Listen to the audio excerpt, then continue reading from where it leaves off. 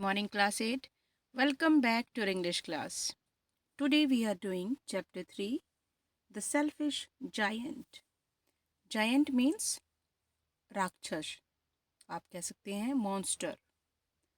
तो ये एक स्वार्थी मॉन्स्टर की कहानी है. Giant's garden was beautiful and children loved to play in it. Giant जिसका गार्डन बहुत खूबसूरत था और बच्चों को उसके गार्डन में खेलना बहुत पसंद था, लेकिन वो बहुत सेल्फिश था और वो किसी को भी अपने गार्डन में एंटर नहीं करने देता था. इसी वजह से गॉड ने उसके गार्डन में स्प्रिंग और समर को दोनों को ही आने नहीं दिया, जब तक कि उसका जो हार्ट था वो चेंज नहीं हो गया. उसके दिल में बच्चों के लिए प्यार नहीं आया. उसका जो सेल्फिशनेस थी, जब तक वो ख़त्म नहीं हुई तब तक गॉड ने उसके गार्डन में समर और स्प्रिंग सीज़न, जो कि बहुत प्यारे सीज़न होते हैं, उनको आने नहीं दिया. So let's start the chapter, then you will understand it. Giant's garden was beautiful and children loved to play in it. Giant का गार्डन बहुत खूबसूरत था और बच्चों को उसमें खेलना बहुत पसंद था. The giant, who was selfish, built a high wall round his lovely garden. Giant जो बहुत selfish था, उसने एक ऊंची सी दीवार अपने गार्डन के चारों ओर बना दी थी ताकि कोई गार्डन में घुस न सके. Children did not enter the garden thereafter, nor did spring and summer till the giant experienced a change of heart. अब बच्चे गार्डन में नहीं आते थे, तो उसके बाद ना तो स्प्रिंग सीज़न गार्डन में आया और ना ही समर सीज़न गार्डन में आया, जब तक कि जायंट का जो दिल था वो नहीं बदल गया. Every afternoon as they were coming from school, the children used to go and play in the giant's garden. हर दोपहर के बाद जब बच्चे स्कूल से खेल कर आते थे, वापस आ रहे होते थे, तो वे उस जायंट के बगीचे में चले जाते थे और खेला करते थे. It was a large lovely garden with soft green grass. Here and there over the grass stood beautiful flowers like stars, and there were 12 peach trees that in the springtime broke out into the delicate blossoms of pink and pearl, and in the autumn before rich fruit. ये एक विशाल और प्यारा garden था जिसमें नर्म नर्म हरी green colour की घास उगी हुई थी और घास पर यहाँ वहाँ स्टार्स जैसे बहुत ही ब्यूटीफुल फ्लावर्स खिले हुए थे. और वहाँ पर आड़ू के 12 पेड़ थे जिन पर वसंत ऋतु के टाइम पर, जो हमारा मेन वसंत ऋतु सीज़न होता है, जो उस टाइम पर गुलाबी और मोतियों जैसे चमकीले सॉफ्ट फूल खिल जाते थे. और जब पतझड़ का सीज़न आता था तो फलों से लद जाते थे और बर्ड्स इन पेड़ों पर बैठते थे और इतना सुंदर गाना गाते थे कि बच्चे उन्हें सुनने के लिए अपना खेल तक रोक देते थे. The birds sat on the trees and sang so beautifully, sweetly, that the children used to stop their games in order to listen to them. How happy we are here, they cried to each other. और बच्चे एक दूसरे से चिल्लाकर बोलते थे कि हम लोग यहाँ पर कितना खुश हैं, ये जो गार्डन है वो कितना खूबसूरत है, जहाँ हम सबका कितना मन लगता है. One day, the giant came back and he had been to visit his friend. एक दिन क्या हुआ, जायंट वापस आ जाता है. वो अपने दोस्त के घर गया था उससे मिलने के लिए और वहाँ से वो वापस आ जाता है. The Cornish ogre. तो यहाँ पर ओगर का मीन्स होता है, Cornish ogre means a giant of Cornwall. UK में आप इसको बोल सकते हैं. यूके में जायंट को क्या बोलते हैं, नाम का एक दानव रहता था जिससे वो मिलने के लिए गया था। एक दिन वो दानव जो वापस आ गया और वो अपने एक फ्रेंड कॉर्निश ओगरे से मिलने गया हुआ था और 7 साल तक उसके पास वो ठहरा रहा था। वहीं पर 7 years के लिए वो रहा था। He stayed with him for 7 years. When he arrived, he saw the children playing in the garden. और जब वो वापस आया तो उसने देखा कि उसके गार्डन में बच्चे खेल रहे थे। What are you doing here? He cried in a very gruff voice. उसने बच्चों से कहा कि तुम लोग यहाँ क्या कर रहे हो? ये तो मेरा गार्डन है। Gruff voice means rough voice. तो अजीब सी भद्दी सी आवाज में उसने कहा, चिल्लाकर बच्चों से। And the children ran away, और बच्चे डर कर भाग गए।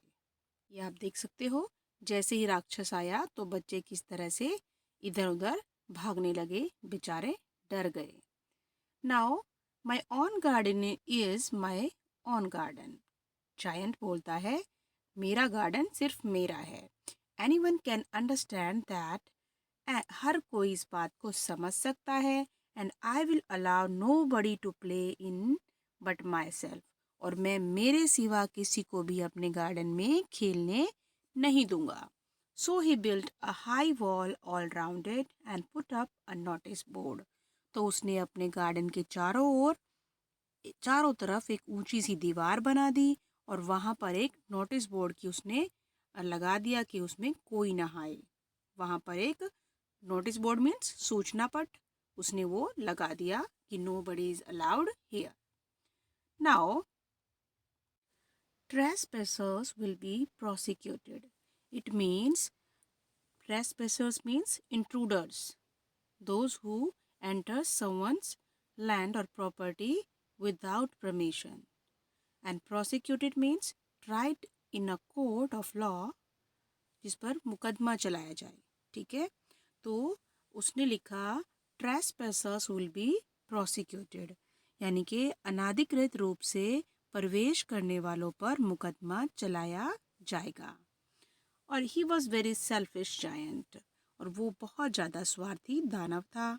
The poor children had now nowhere to play. अब बच्चों के खेलने के लिए कोई जगह नहीं थी। दे वर नॉट हैप्पी। बच्चों के खेलने के लिए कोई जगह नहीं थी, वो बहुत परेशान थे। They tried to play on the road, but the road was very dusty and full of hard stones.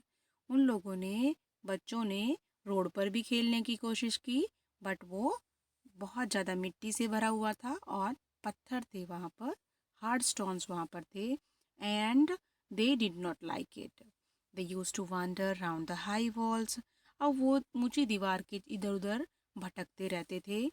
When their lessons were over, जब उनकी क्लासेस ख़त्म हो जाती थी, पढ़ाई आप कह सकते हो स्कूल ऑफ हो जाता था, तब talk about the beautiful garden inside, और वो स्कूल में भी अपने उस सुंदर गार्डन के बारे में बात करते रहते थे।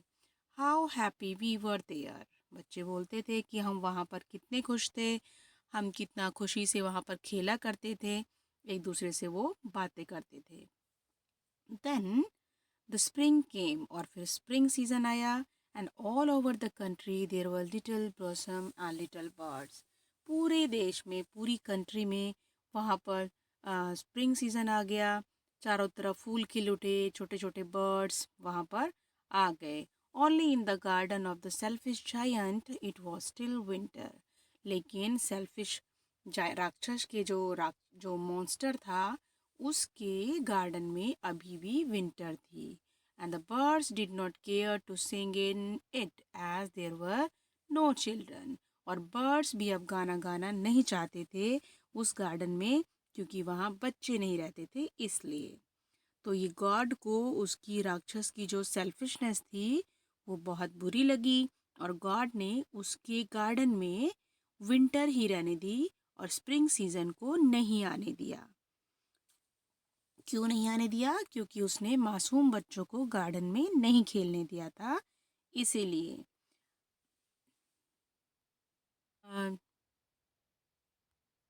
गार्डन को वो देखते थे कि कोई बच्चा गार्डन में नहीं है, तो वो पेड़ जो थे वो खिलते नहीं थे, खिलना भूल गए थे वो। और एक बार एक सुंदर से फूल ने घास में से अपना सर बाहर निकाला, लेकिन जब उसने नोटिस बोर्ड देखा जिस पर लिखा हुआ था कि बच्चों को नहीं आने देंगे, तो उसने बच्चों के लिए इतना अफसोस किया और वह दोबारा जमीन में छिप गया और फिर दोबारा सो गया। नींद में वो खो गया। वहाँ केवल बर्फ धुंध ही ऐसी थी जो खुश थी, बाकी वहाँ पर कोई खुश नहीं था। वसंत ऋतु इस बगीचे को भूल गई थी। They only who were pleased were the snow and frost. Snow और frost ही ऐसे थे जो उस गार्डन में खुश थे, अदरवाइज कोई भी गार्डन में नहीं आता था। ना ही स्प्रिंग, ना ही समर और ना ही कोई ट्री वहाँ पर खिलता था, ना ही कोई फूल खिलते थे। Spring has forgotten this garden. Spring ने इस गार्डन को वो भूल गई थी। They cried so we will live here all year round. अब फ्रॉस्ट और स्नो बोलते थे कि हम हमेशा पूरी साल यहाँ पर रहेंगे, मज़े करेंगे। The snow covered up the grass with her great white clock. और स्नो ने पूरी घास को अपने सफ़ेद सफ़ेद आप बोल सकते हो उसको परत से उसको ढक दिया था। And the Frost painted all the tree silver. और फ्रॉस्ट ने फ्रॉस्ट ने सारे एरिए को, सारे गार्डन को, पेड़ों को सिल्वर कलर से ढक दिया था। Then they invited the north wind to stay with them. और उन्होंने नॉर्थ विंड को भी बुला लिया अपने साथ रहने के लिए। एंड ही केम। और वो आ गया। ही वॉज ड्रैप्ड इन फर्स। उसने फर पहना हुआ था। And he road all day about the garden. और पूरा दिन गार्डन में ठंड बिखेरते हुए इधर से उधर मंडराता हुआ घूमता रहता था। वे चिल्लाए, इसलिए हम वर्ष पूरी साल ही बगीचे में रहेंगे, ऐसा वो चिल्ला चिल्ला कर बोलते थे। और बर्फ ने घास को अपने बड़े से कंबल टाइप में लबादे में ढक लिया।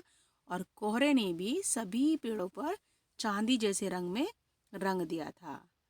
अच्छा, अब वहाँ पर सिर्फ और सिर्फ ठंड रहती थी, समर और विंटर और स्प्रिंग सीजन नहीं था।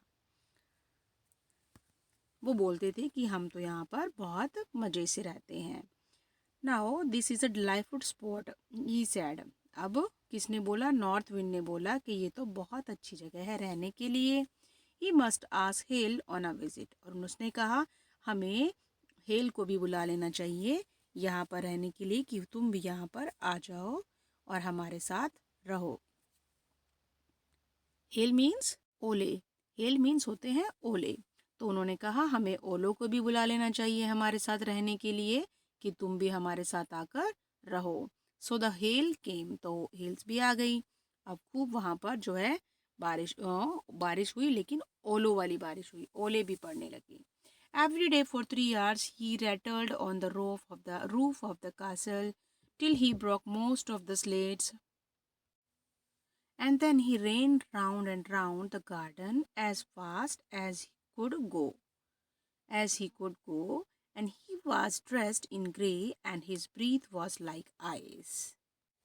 और जब वहाँ ओले आ गए तो वो पूरा दिन 3 दिन तक, प्रतिदिन जो है 3 घंटे तक किले की छत पर तब तक तड़ातड़ पड़ते रहा जब तक कि उसने अधिकतर पत्थर तोड़ ना दिए। तब तक ओले जो है पड़ते रहे।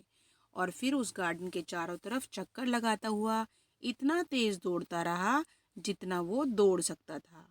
और उसने स्लेटी रंग के कपड़े पहने हुए थे और उसकी सांस बर्फ की तरह ठंडी थी। किसकी? हेल्स की, बर्फ की, जो आपके यहाँ ओले पड़ते हैं ओलों की। तो यहाँ पर सिर्फ जमा देने वाली सारी चीज़ें थी। स्नो थी, फ्रॉस्ट थी और नॉर्थ विंड थी और साथ में हेल भी आ गई। तो ये सारे आकर पूरा गार्डन को इन्होंने बर्फ में कन्वर्ट कर दिया, सारा उसको ठंडा कर दिया, तहाँ जहाँ पर अब कोई भी नहीं रह सकता था। Now, after that, I cannot stand why the spring is so late in the coming. अब जायंट बोलने लगा कि मैं समझ नहीं पा रहा हूँ क्यों स्प्रिंग नहीं आ रही है। As he sat at the window and looked out at his cold white garden. जब वो अपनी विंडो पर बैठकर अपने ठंडे से और वाइट गार्डन को देखने लगा और सोचने लगा कि क्यों इतना टाइम हो गया और स्प्रिंग सीजन मेरे गार्डन में नहीं आया। I hope there will be a change in the weather, और मैं ऐसी उम्मीद करता हूँ कि मौसम ज़रूर बदलेगा.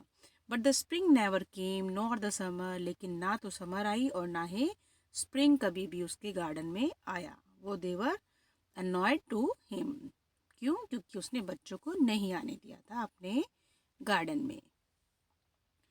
And the autumn give golden fruit to every garden. Autumn season आया, सब उसने सबको फ्रूट दिए सभी गार्डन में. But the giant garden she gave none, लेकिन जायंट के गार्डन में कुछ भी नहीं था. He is too selfish, she said. Autumn season ने बोला कि वो बहुत ज़्यादा स्वार्थी है, इसलिए उसके गार्डन में कुछ नहीं आएगा.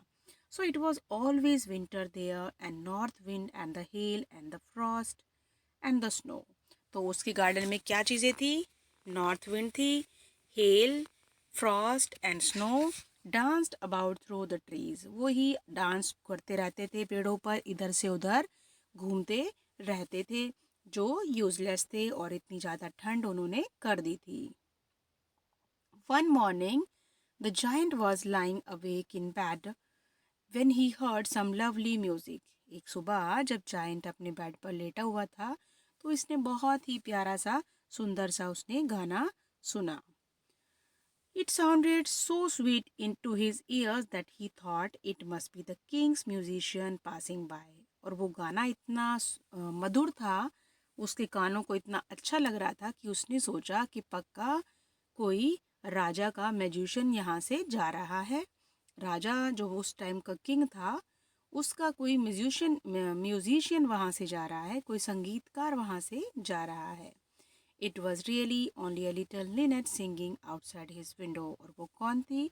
एक छोटी सी भूरे रंग की एक छोटी सी चिड़िया थी, जिस किंतु उसके एक पक्षी को इतने लंबे टाइम के बाद अपने बगीचे में गाते हुए सुना था, तो वह उसे वर्ल्ड का सबसे प्यारा म्यूज़िक लगा, क्योंकि इतने दिनों बाद उसके गार्डन में किसी बर्ड ने गाना गाया था.